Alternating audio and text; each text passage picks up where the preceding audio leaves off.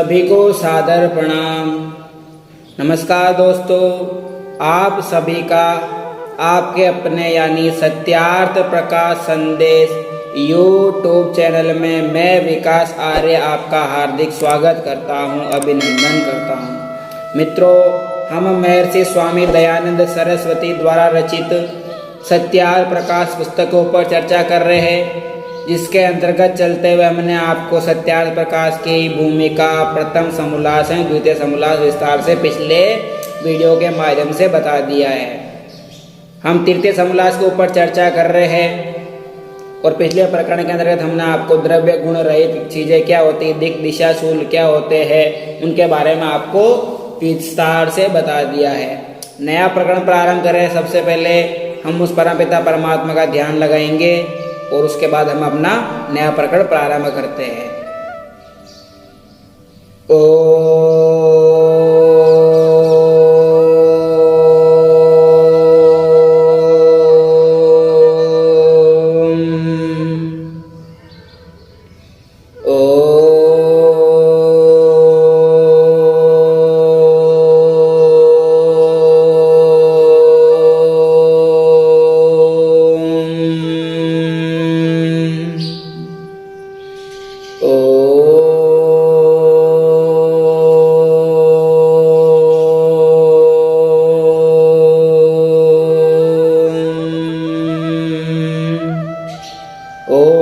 शन्नो मित्रः शं वरुणः शन्नो भवत्वयहर्मः शन्नः इन्द्रो बृहस्पतिः शन्नो विष्णुरुक्रमः। नमो ब्रह्मणे नमस्ते वायो त्वामेव प्रत्यक्षं ब्रह्मासि त्वामेव प्रत्यक्षं ब्रह्म वदिष्यामि, ऋतं वदिष्यामि, सत्यं वदिष्यामि, तन्मादवतु तद्वक्तारवतु अवतु मामवक्तु वक्तारम्। ओम शांति शांति शांति। चलिए मित्रों, आज का प्रकरण प्रारंभ करते हैं। पिछले प्रकरण के माध्यम से हमने आदित्यो संयोगाद भूतपूर्वाद भविष्यतो भूताश्च प्राची यानी किस प्रकार दिशाशूल होती है। प्रथम जो संयोग होता है, आदित्य का जो संयोग होता है उसको पूर्व दिशा कहा जाता है। इस प्रकार हमने दिशाओं के बारे में जाना था। आगे उसी उत्तर दिशा कहते हैं जिसको हम पूरा अभिमुखे पश्चिम की पीठ कर खड़े होते हैं। दाहिने और बाएं हाथ की तरफ जो हमारी दिशाशूल होते हैं वो उत्तर और दक्षिण दिशा कहती है।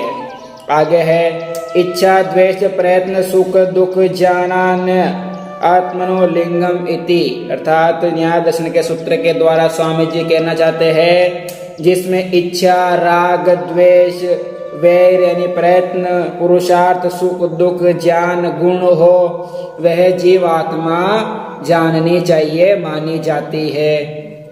यानी जीवात्मा किसको कहा जाता है कि इसमें इच्छा राग द्वेष सुख दुख प्रयत्न ज्ञान पुरुषार्थ इत्यादि जो गुण कर्म होते हैं, ये जो कार्य होते हैं, उसी को जीवात्मा जाननी चाहिए, जीवात्मा कहते हैं।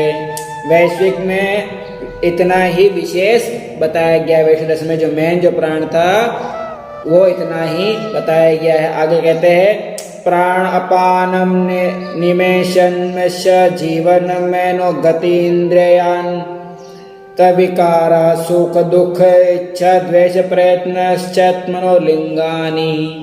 अर्थात यहाँ पर भी क्या गया कि प्राण भीतर में वायु को निकालना, अपान बाहर निकालना, प्राण पान यानी हम श्वास द्वारा वायु को अंदर लेते हैं और बाहर निकालते हैं, जिसे हम इसको प्राण वायु कहते हैं। प्राण और अपान, प्राण यानी प्राणों को ग्रहण करना यानी वायु को अंदर की ओर ग्रहण करना। जब हम श्वास अंदर लेते हैं उसको प्राण कहते हैं, और जब हम बाहर उसको वायु को बाहर छोड़ते हैं तो उसको अपान कहते हैं। वायु को भीतर लेना बाहर लेना।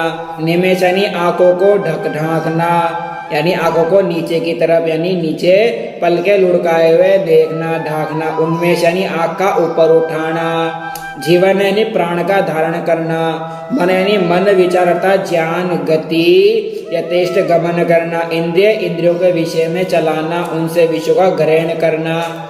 और अंतर विकार यानी क्षुधा तृष्णा ज्वर पीड़ा यानी क्षुधा यानी भूख होती है। तृष्णा यानी चाहत होना। ज्वर यानी बुखार होना। पीड़ा यानी किसी को दर्द होना यानी दर्द होना आदि विकारों का होना। सुख दुख इच्छा द्वेष और प्रयत्न ये सब आत्मा के लिंग अर्थात क्रम और गुण होते हैं। एंड यहाँ पर यह कर्म बताए गए ये सारे जीव आत्मा के कर्म होते हैं यानी हमारे मनुष्यों के कर्म किए जाते हैं। इनके द्वारा हमारे गुण कर्म स्वाभाविक होते हैं जिसमें प्राणपान यानी प्राणपान करना वायु को बाहर भीतर लेना। और निमेष यानी आंखों का नीचे करना। उन्मेष आंखों का ऊपर करना। जीवात्मा प्राण धारण करना। मन विचारों का गति करना। इंद्रियों पर विषयों का चलना उन पर सुविषयों का ग्रहण करना। अंतर विकार यानी क्षुधा होना तृष्णा होना ज्वर होना पीड़ा होना इत्यादि जीवात्मा के गुण कर्म होते हैं। यानी जो हमारी जीवात्मा है वो सारे कर्म वो नित्य प्रतिदिन करती है। प्राणवायु हम नित्य प्रतिदिन लेते हैं। आंखों का ऊपर नीचे पलके झुकाना ऊपर करना ये सारा नित्य प्रतिदिन का कार्य है। मतलब इत्यादि जो कार्य किए गए वो जीवात्मा द्वारा किए जाते हैं। आगे कहते हैं युग पज्जानानुत्पत्तिर मनसो लिंगम यानी जिसमें एक काल में दो पदार्थों का ज्ञान होवे दो पदार्थों का अर्थों का ज्ञान होवे उसको मन कहते हैं। यानी मन उसको कहते हैं जिससे एक काल में दो पदार्थों का यानी एक ही समय में दो पदार्थों का ग्रहण ज्ञान होता हो उसको मन कहते हैं। मन द्वारा हम एक बार में दो कार्य कर लेते हैं। एक तो हम मन विचार करके अंदर ही मन में एक चीज किसी चीज के बारे में सोच लेते हैं वो पहला कार्य हो गया। और दूसरे उसी को द्वारा मन में जो सोचा गया उसी कार्य को हम बाहर के यानी बाहर इंद्रियों से कर लेना ये दो प्रकार के कार्य हो जाते हैं। ये द्रव्य का स्वरूप और लक्षण कहा गया है। अब गुणों को कहते हैं। ये जो हमने द्रव्य के गुण जो स्वभाव होते हैं उनके लक्षण होते हैं ये हमने आपको बता दिया। यानी द्रव्य गुण क्या होते हैं जीवात्मा के लिंग गुण क्या होते हैं उनके बारे में ये बताया।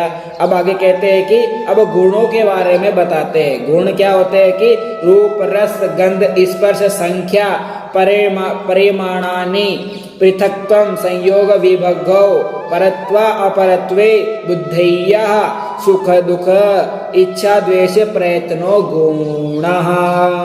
ये वेश दर्शन से लिया गया है। कहा गया कि रूप रस गंध स्पर्श संख्या पृथकत्व संयोग विभाग परत्व अपरत्व वृद्धि सुख दुख इच्छा द्वेष राग गुरुत्व प्रयत्न द्रव्यत्व स्नेह संस्कार धर्म अधर्म और शब्द ये 24 प्रकार के गुण कहलाते हैं। कितने प्रकार के हो गए ये 24 प्रकार के गुण हो गए जिसके अंतर्गत रूप रस गंध ईर्षा द्वेष सुख दुख हानि लाभ अपरत्व परत्व और प्रयत्न करना ये सारे हमारे 24 प्रकार के गुण कहलाते हैं। कहते हैं द्रव्याश्रय गुणवान संयोग विभागेश्व कारणम अनपेक्ष इति गुण लक्षणम। गुण का लक्षण क्या है? गुण उसको कहते हैं जो द्रव्य के आश्रय में रहे। नहीं द्रव्य जो पदार्थ होता है उसके आश्रय में रहकर कार्य किया जाता है उसको गुण कहते हैं। अन्य गुण का धारण ना करे। इसके अलावा जो गुण होता है कठोर जो गुण होता है उसको हमको धारण नहीं करना चाहिए। द्रव्य गुणों को हमें धारण करना चाहिए। संयोग और विभाग में कारण ना होवे। किसी चीज का संयोग करना और विभाग करना उसमें भी कोई निमित्त ना होना चाहिए। अनपेक्षा अर्थात एक दूसरे की अपेक्षा ना करे उसका नाम गुण होता है। किसी की उपेक्षा यानी अपेक्षा ना करना उसी का नाम ही गुण कहलाता है। किसको कहते हैं गुण? जो द्रव्य के आश्रय में रहता हो। द्रव्य चीजों कौन सी जो हमने भी पिछले भाग के अंदर बताया है कि जो राग द्वेष जो हमारे जीवात्मा द्वारा जो कर्म किए जाते हैं वो द्रव्य गुण कहलाते हैं। अब गुण क्या होते हैं जो यहाँ पे बताया 24 प्रकार के गुण होते हैं।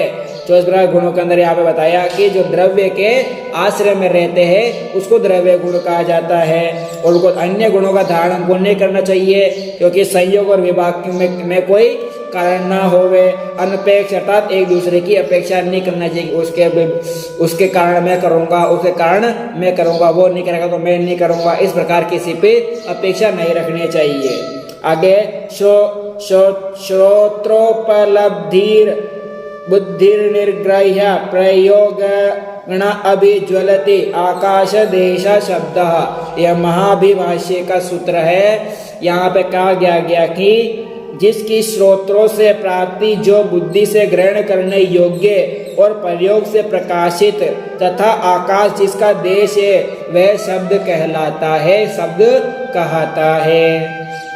किसको कहते हैं शब्द? स्वामी जी कहते हैं जिसकी श्रोत्रों से प्राप्ति यानी श्रवण शक्ति से, हम कानों से श्रवण शक्ति करते हैं, यानी श्रोत्रों से जो बुद्धि से ग्रहण होता है, हम किसी चीज को सुन के याद करते हैं। सामने वाला व्यक्ति बोलता है किसी प्रश्न उत्तर को और हम उसको सुन के याद करते हैं। अगर हम पढ़ कर भी याद करते हैं तो भी वो हम उसको मुंह से बोलते रहते हैं और कानों से श्रवण करते करते उस चीज को हम स्मरण करते हैं, तो बुद्धि ज्ञान को हम बढ़ा देते हैं। तो किस प्रकार बुद्धि से ग्रहण करने योग्य हम इन चीजों को जब श्रोत्रों से हम श्रवण करते हैं, सुनते हैं, फिर हम कानों से सुन के बाद में बुद्धि में ग्रहण करते हैं, उसके बाद में हम चीज को उस ज्ञान को प्रयोग में लेकर आते हैं, प्रकाशित करते हैं, तथा आकाश जिसका देश होवे यानी खुला आसमान छाया पटल जो होवे वे शब्द कहलाता है। अब कहते हैं नेत्र से जिसका ग्रहण होवे, नेत्र यानी हमारे चक्षु है, आंख है, इन्हों के द्वारा किसी चीज का ग्रहण करना मतलब किसी चीज को देखना। देखने का यानी बहुत सारे प्रकार प्राकृतिक चीजें होती है, हम उनको देखते हैं, चलते फिरते उड़ते बैठते हैं, आए दिन हम हमारे नजरों से हम कोई न किसी प्रकार की चीज को दृश्यते यानी देखते हैं।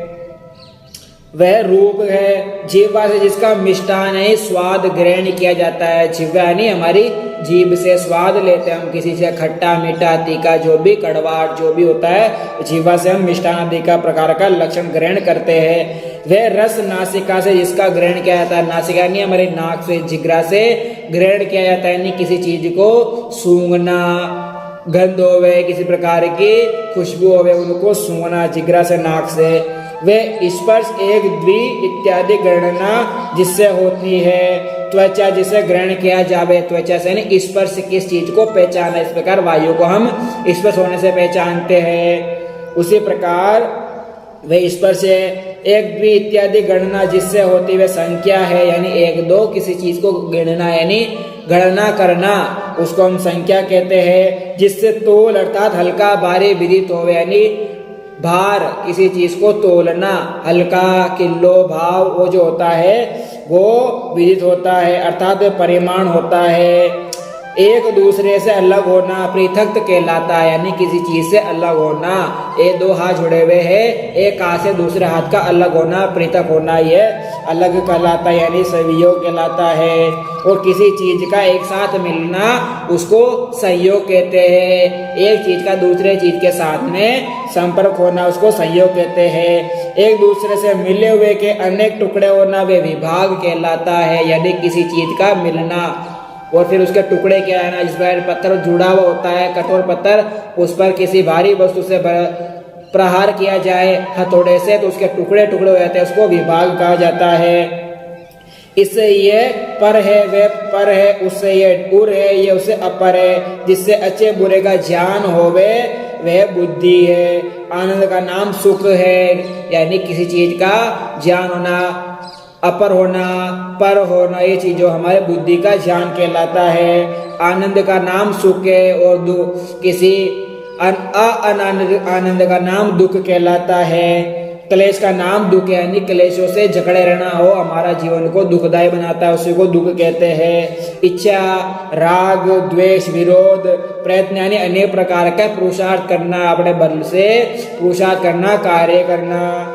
और गुरुत्व यानी भारीपन होना, द्रव्यत्व यानी पिघला जाना, स्नेह यानी प्रीति और चिपकना, चिकनापन होना, संस्कार यानी दूसरों के योग का वासना होना, और धर्म यानी न्यायाचरण, और कठिनत्वादि अधर्म अन्यायाचरण और कठिनता से विरुद्ध। ये 24 प्रकार के गुण यहाँ पर बतलाए गए हैं। जो बताया था रूप रस गंध स्पर्श द्रव्य अद्रव्य, ये 24 प्रकार के हमारे गुण होते हैं। ये जो 24 प्रकार के बताए गए ये हमारे कर्म होते हैं, गुणा कर्म होते हैं। ये महाभाष्य के बारे में बताया, आगे कहते हैं वैश्विक दर्शन के माध्यम से उत्क्षेपणम अवक्षेपणम कुंचनम प्रसारणम गमनम इत्यादि कर्माणि, यानी उत्क्षेपण अवक्षेपण कुंचन संकुचन इत्यादि जो प्रकार के होते हैं वो गमन आदि कर्म होते हैं। उत्क्षेपण ऊपर को चेष्टा करना, अवक्षेपण नीचे को चेष्टा करना, यानी ऊपर करना नीचे करना, उस प्रकार चेष्टा जो क्रिया की जाती है वो होना। संकोच करना किसी चीज का, प्रसारण करना किसी चीज को फैलाना, आना जाना घूमना फिरना इत्यादि काम जो होते हैं कर्म होते वह कर्म कहलाते हैं। जो कार्य होते हैं वह कर्म कहलाते नहीं। संकोच होना, सिकुड़ना, खुलना, उठना बैठना, चेष्टा करना, चलना फिरना, घूमना आदि कर्म कहलाते हैं। अब कर्म का लक्षण क्या है? कर्म का लक्षण क्या होता है कि कहते हैं कर्म करियति एक द्रव्य गुण द्रव्यम गुणम संयोग विभागेश्वर क्षेपण कारणम इति कर्म लक्षणम। यानी कर्म का लक्षण क्या है? एक द्रव्य के आश्रित गुणों से रहित संयोग विभाग होने से वो अपेक्षा जिस कारण को होवे उसको कर्म कहते हैं। यानी एकम द्रव्य आश्रयम आधारो यस्य तद एक द्रव्यम न विद्यते गुणो यस्य अस्मिन् वा तद गुणम संयोगेषु विभागेषु चा अपेक्षा रहितं कारणम तत् लक्षणम तत् कर्म लक्षणम अथवा यत् क्रियते तत् कर्म लक्ष्यते येन तल लक्षणम कर्मणो लक्षणम कर्म लक्षणम। कर्मों द्वारा जो कार्य किया जाता है उसको कर्म लक्षण कहा जाता है। तो एक द्रव्य का आश्रित गुणों से रहित संयोग और विभाग होने से अपेक्षा रहित कारण को उसको कर्म कहते हैं। आगे क्या है? द्रव्य गुण कर्माणाम द्रव्यम कारणम सामान्य सामान्यम। जो कार्य द्रव्य गुण और कर्म का कारण है वे सामान्य द्रव्य कहलाता है। यानी जो कार्य द्रव्य गुण और कर्म के द्वारा किया जावे वो सामान्य गुण कहलाता है। द्रव्याणाम द्रव्यम कार्यम सामान्यम। जो द्रव्यों का कार्य द्रव्य है वे कार्यपन से सब कार्यों को सामान्य कार्य बनाता है। आगे द्रव्यतम गुणतम कर्मत्वंच सामान्यानि विशेषाश्च। यानी द्रव्यों में द्रव्यपन, गुणों में गुणपन, कर्मों में कर्मपन, ये सब सामान्य और विशेष कहलाते हैं। द्रव्यों में सबसे बड़ा गुण द्रव्यपन होता है, गुणों में गुणपन होता है, कर्मों में कर्मपन होता है। क्योंकि द्रव्यों में द्रव्यत्व सामान्य और गुणत्व में गुण में गुणत्व और कर्म में कर्मत्व द्रव्यत्व विशेष कहलाते हैं। इसी प्रकार हमको सर्वत्र जानना चाहिए। तो द्रव्यत्व कर्म होते हैं, गुणत्व कर्म होते हैं और कर्मत्व जो द्रव्यत्व गुण कर्म होते हैं यही सारे हमारे कर्म कहलाते हैं। इनको हम गुण कहते हैं। जो 24 प्रकार के गुण बताए गए हैं हमको। तो चलिए इसी प्रकार सब जगह इनको जानना चाहिए। अब सामान्य विशेष बुद्धि क्या होती है उसके बारे में हम अगले प्रकरण के बारे में आपसे विस्तार से चर्चा करेंगे। तो आज के प्रकरण को यही विराम देते हैं। विराम करने से पहले आपसे एक गुजारिश है, अगर अब तक भी मेरे चैनल को आपने सब्सक्राइब नहीं किया तो आपसे विनती है कि आप मेरे चैनल को सब्सक्राइब अवश्य कर लीजिए और साथ में बेल आइकन का जो बटन है उसको अवश्य प्रेस कर लीजिए, जिससे आने वाला हर वीडियो का संदेश नोटिफिकेशन है वो सबसे पहले आपको मिल जाएगा और आप उसका सबसे पहले लाभ उठा पाएंगे। तो चलिए इस प्रकरण के माध्यम से हमने यह जाना कि द्रव्य गुण कर्म में क्या होते हैं, उनको किस प्रकार ग्रेड करना चाहिए और गुण कितने प्रकार के होते हैं और किस किस प्रकार से उनका हमको बोध होता है, उनको हम समझ सकते हैं, उसका आज के प्रकरण के बारे में जाना। अगला प्रकरण बुद्धि सामान्य ज्ञान क्या होता है इस अगले प्रकरण के बारे में जानेंगे। आप विषय से डगमग मत होइए। ये सारा हमारे जो अध्ययन अध्यापन विधि होती है उसके अंतर्गत बतलाया गया कि किस प्रकार अध्ययन अध्यापन विधि के अंतर्गत हमारे को अपना जीवन जीना चाहिए। उसके बारे में स्वामी जी यहाँ पर न्याय दर्शनों के सूत्रों के माध्यम से यहाँ पर बड़े विस्तार से समझा रहे हैं। तो आप हमसे जुड़े रहिए और इसी प्रकार अपने जीवन को उन्नत बनाते रहिए। जब तक के लिए अगले प्रकरण के माध्यम से हम आपसे फिर मुलाकात करेंगे, तब तक के लिए धन्यवाद। इति ओम शम।